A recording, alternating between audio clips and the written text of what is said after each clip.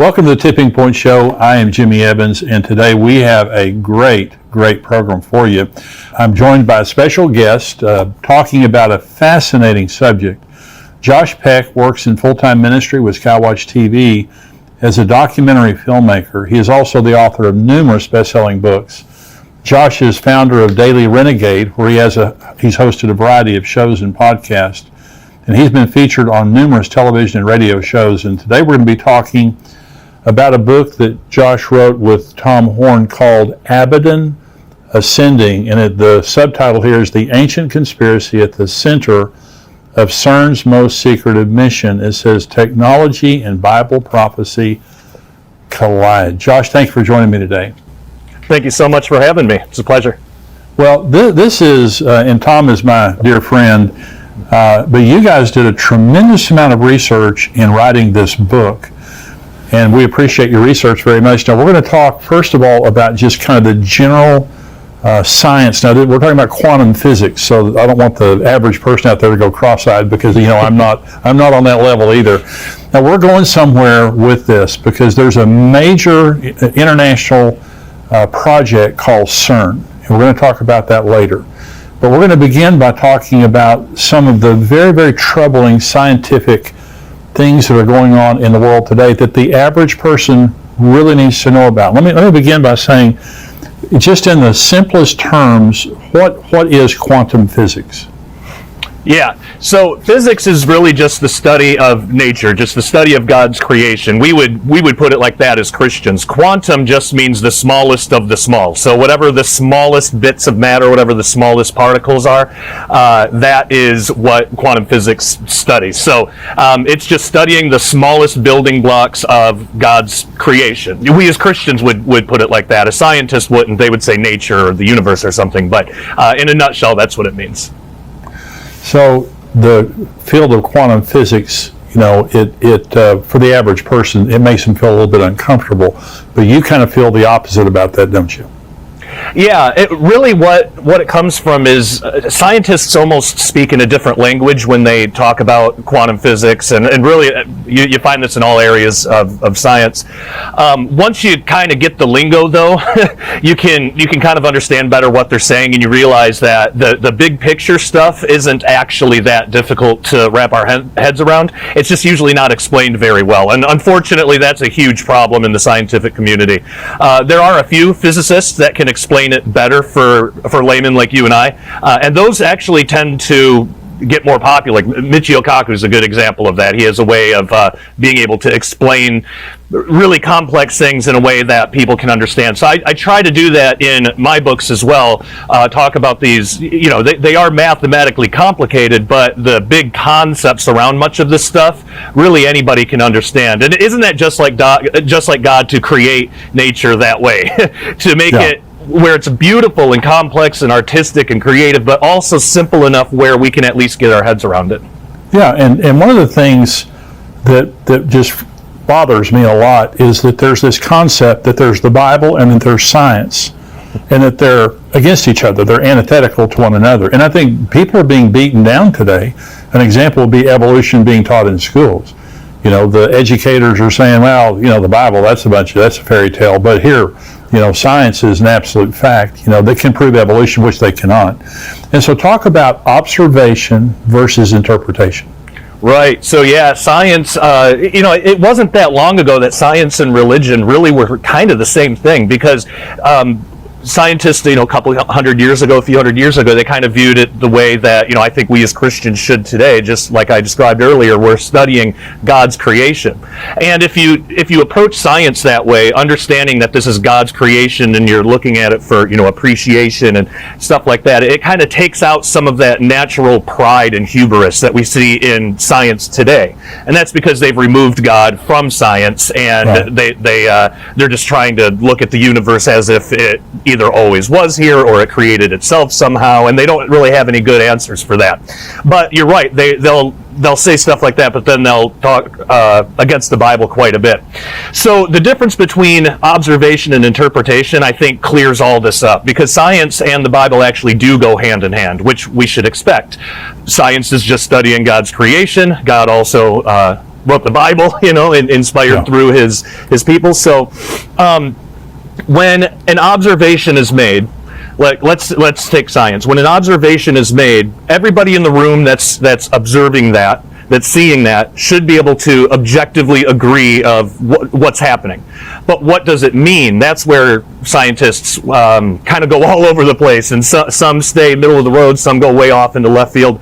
We even see this with just Christians in the Bible. We can all agree that a Bible verse exists, like John 1:1. We can all agree that exists. But what does that mean? Now, there's a whole bunch of debate about that, and really any Bible verse is like that. So that's the difference between observation, which is just agreeing what the objective reality is, and then interpretation. So the observations, the objective reality of the Bible, the objective truth that it teaches, and the objective observations of science really do go hand in hand. What disagrees are the interpretations. So, for example, there was a physicist that I was watching one of his lectures, and it was actually a debate. He was debating a Christian, and this physicist said, well, we know that there can't be an afterlife because there's no quantum field to take the information anywhere. Now, that is like the most ridiculous thing, and frankly, not a very smart thing for a physicist to say, because an afterlife is those kinds of comments are very intimidating to the average Christian. It sits them down, and it's just kind of like, well, I'm going to keep my mouth shut because this guy's a scientist here. But go ahead. Yeah, and they'll talk as if it's a proven thing. But what the physicist doesn't realize is if there's an afterlife, that's something outside of physical reality. Quantum fields are just what reality is made of. That's all it describes. Just what physical reality, the world, the three-dimensional world we live in.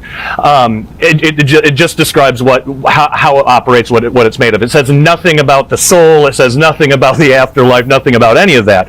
So saying that quantum field theory disproves an afterlife, it really doesn't make any sense. But that's how he's interpreting the very real science of quantum field theory. So the interpretations definitely disagree, but then we're just talking about different belief systems. So it's not really a problem with science and the Bible, it's a problem with just people's different belief systems. So really there is no contradiction between science and the Bible. Well, another example of that is I saw, a lot of the anthropology, the paleontology and things that is done, they go out and they find a fossil, and I noticed they found a tooth, a single tooth, and from that tooth, an artist rendered what that tooth came from. Not a skeleton, a tooth. And so that was the interpretation. Everybody saw the tooth. We all agree that's a tooth. But they then interpreted it according to their biases. That's what happens. And we have to understand, and that's why I appreciate you being on the show.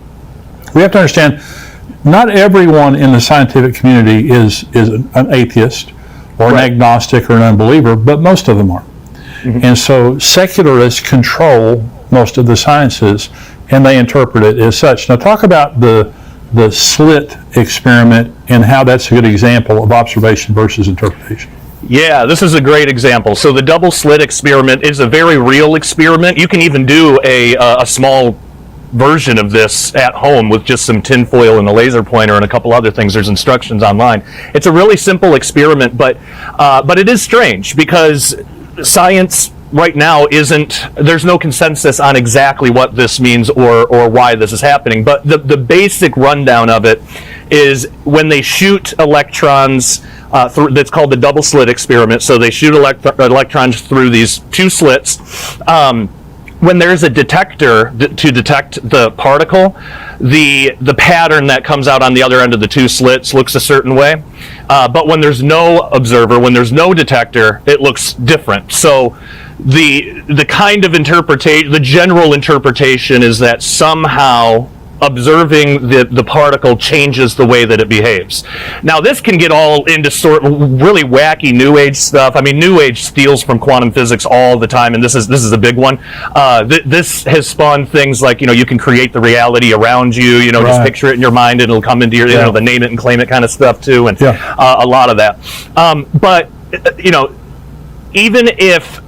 even if just the fact that it's being observed somehow changes it, these are electrons. This is on a microscopic, subatomic, really, level. It would be such a small change, you wouldn't be able to do anything with that in the real world. But more than that, there's simpler ways to look at this. When you have a detector, well, you're adding a detector, so you're adding a whole clump of particles, which naturally would interfere with the path of this one electron. So it could be as simple as that. So the observation is that there's different patterns based on whether the particle is observed or not. But the interpretation, why is that happening? Is it because we control reality with our thoughts, or is it just because we're putting a big clump of particles right next to it? So of course, those particles have fields and energies and like all these different things. Of course, there's going to be some kind of interaction. So it's more than likely probably that. But again, a lot of scientists and New Agers and stuff, they want to take this stuff really far and push it as far as it can go because it sells books, it gets clicks on websites, people get excited about that kind of stuff. But there's no reason to think that we are actually controlling anything at all, just in that our bodies are made up of particles that interact with traveling electrons. So it could be as simple as that. So talk about, why is quantum physics, what does it have to do with the Bible, and why should Christians care about quantum physics? Well, it's really cool because quantum physics says that everything in reality is essentially energy. But what's interesting is physicists don't know where the energy comes from. Now, we as Christians do. God spoke everything into existence. Right.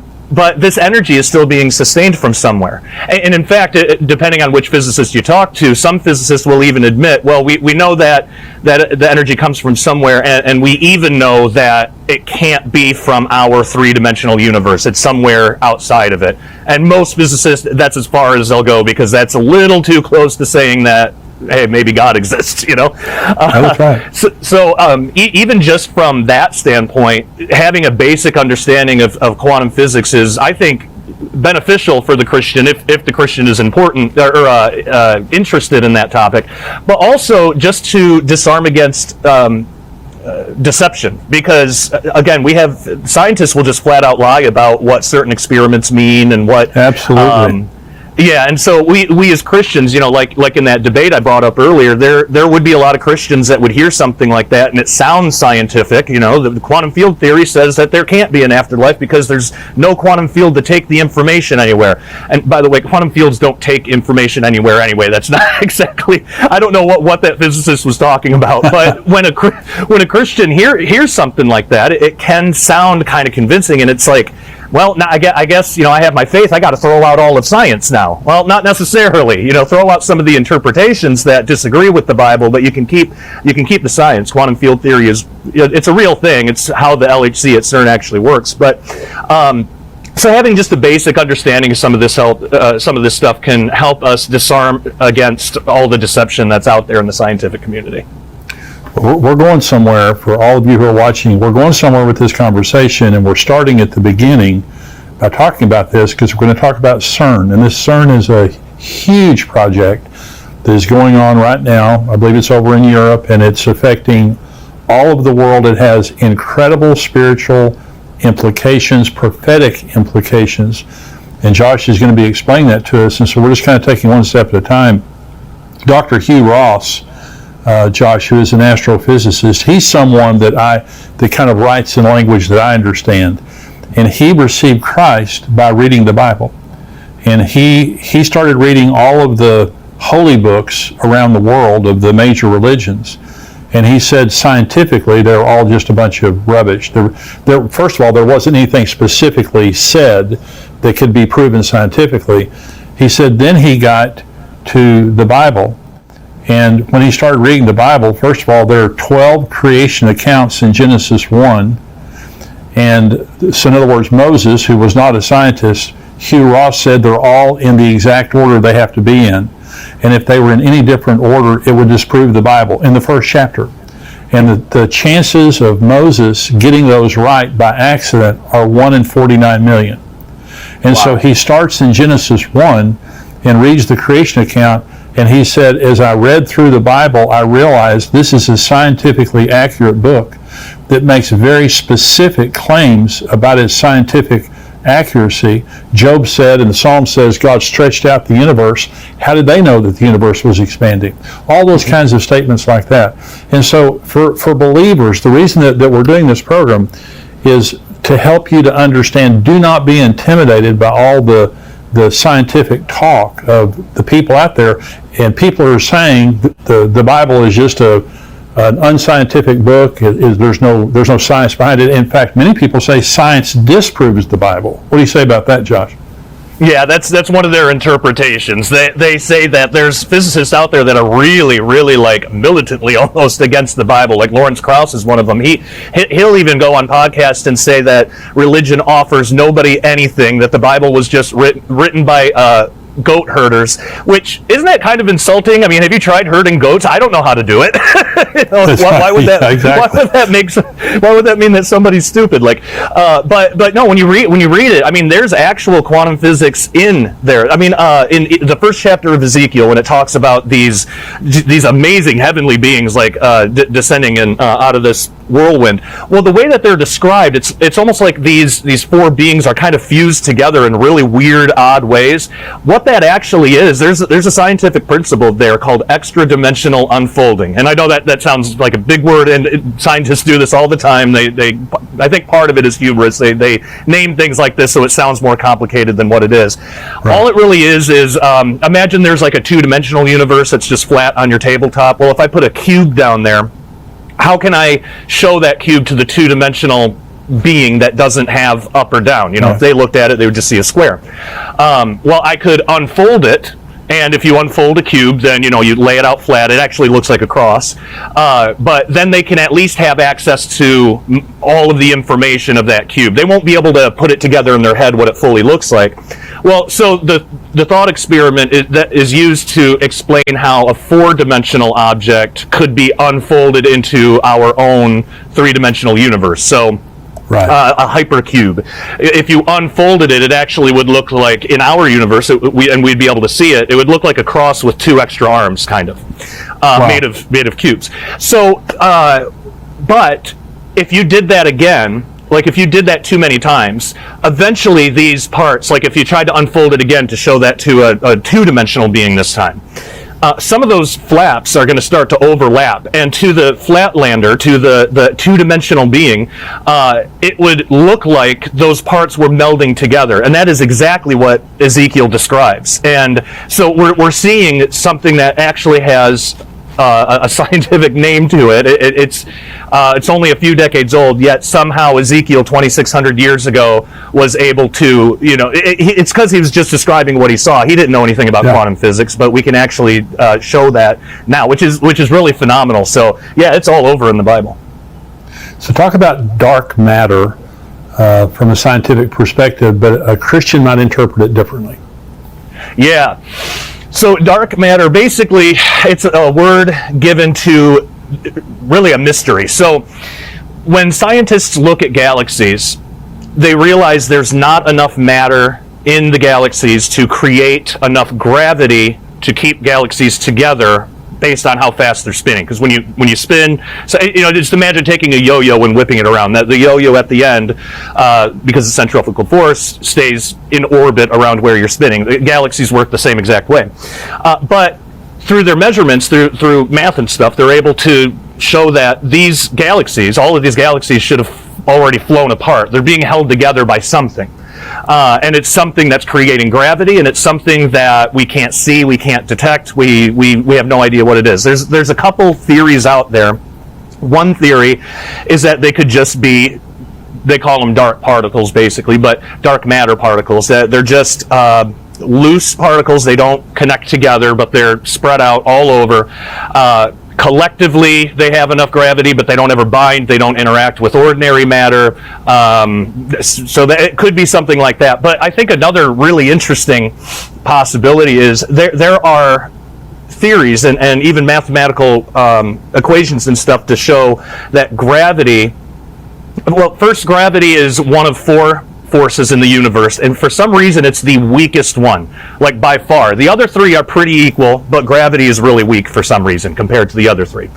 You could demonstrate this easily on your desk. You just take a paper clip, put it on your desk, and gravity's holding that down. Now get the weakest kitchen magnet that you have and put it on the paper clip, and it's going to overcome the force of gravity there.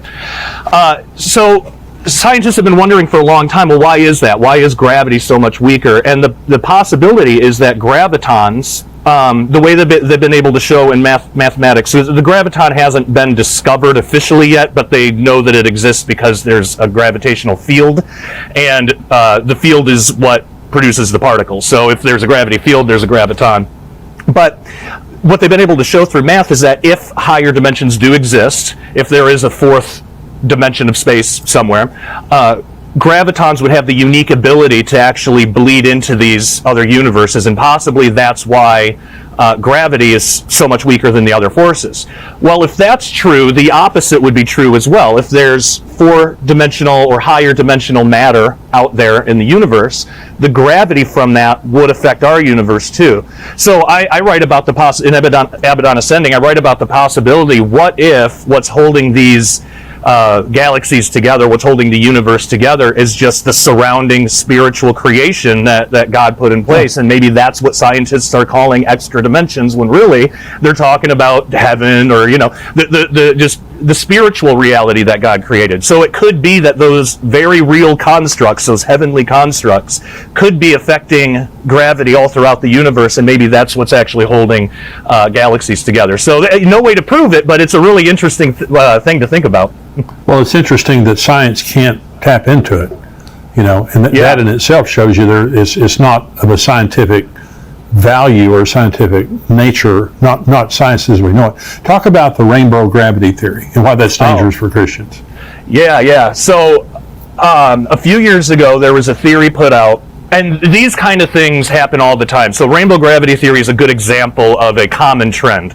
The trend is basically science will come out with a theory and say, if this is true, then it disproves this certain thing about God. I mean, they're like obsessed with the Bible with how much they hate it.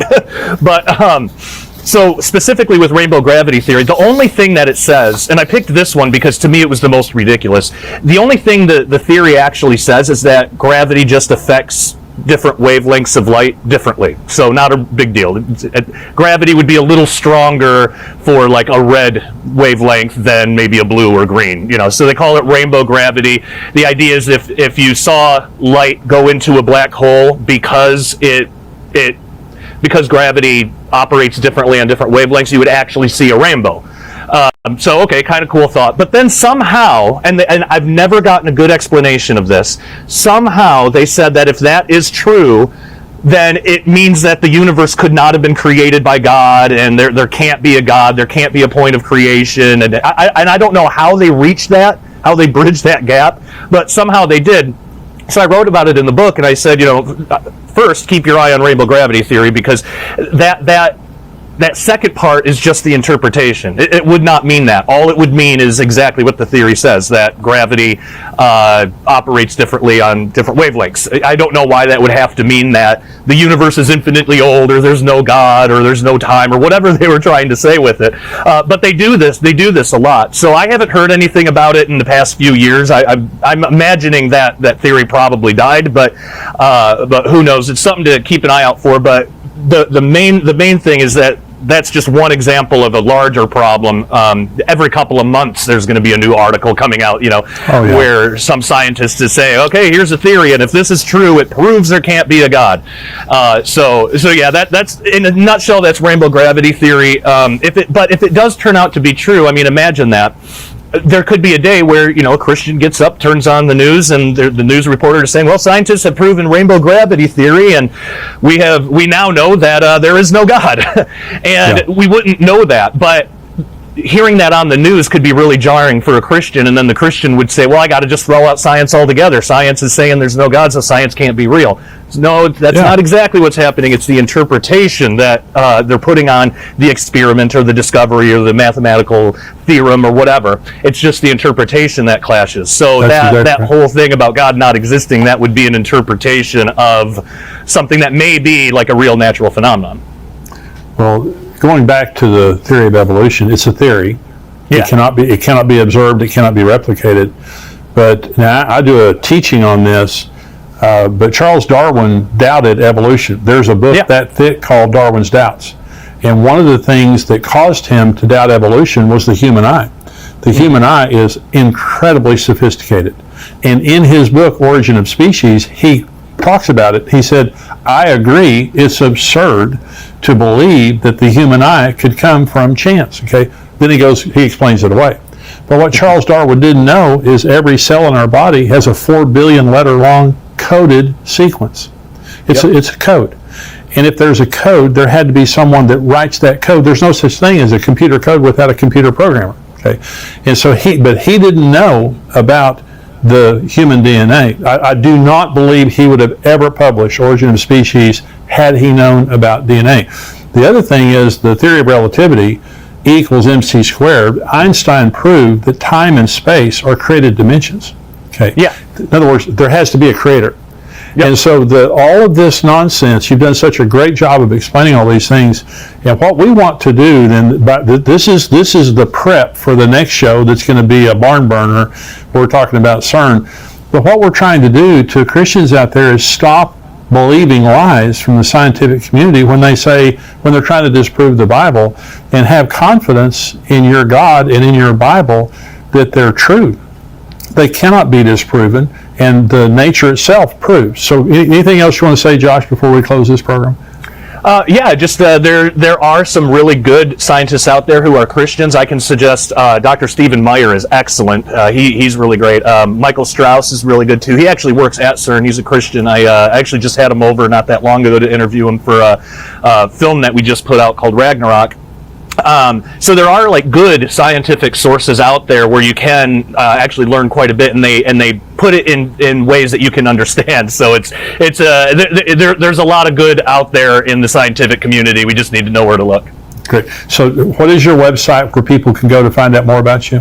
Sure. If they want to get the book, skywatchtvstore.com is the best place to go, and then my personal website is dailyrenegade.com, and we'd love to have you all over there. Great. Well, you need to look Josh up and his website there, Abaddon Ascending. Now, on the next show, Josh is going to join me. Now, we're talking about CERN. You've got to hear this stuff. It's absolutely mind-boggling what is happening there. Josh, thank you for joining me. I'll see you again on the next show. Sounds good. Thank you. God bless you. Goodbye. If you're watching us now on YouTube, I want you to become a subscriber. We have endtimes.com, and we have a whole podcast that's going to follow. The rest of the podcast is going to follow this interview with Josh. I'm talking about items in the news related to Israel and Iran. I'm also answering questions from our subscribers. And so if you're not a subscriber to endtimes.com, go to endtimes.com. It's $7 a month, $77 a year. We would love to have you be a subscriber. And if you are a subscriber, you cannot watch the full version here on YouTube. You need to go to endtimes.com to watch the full version. God bless you. Stay tuned.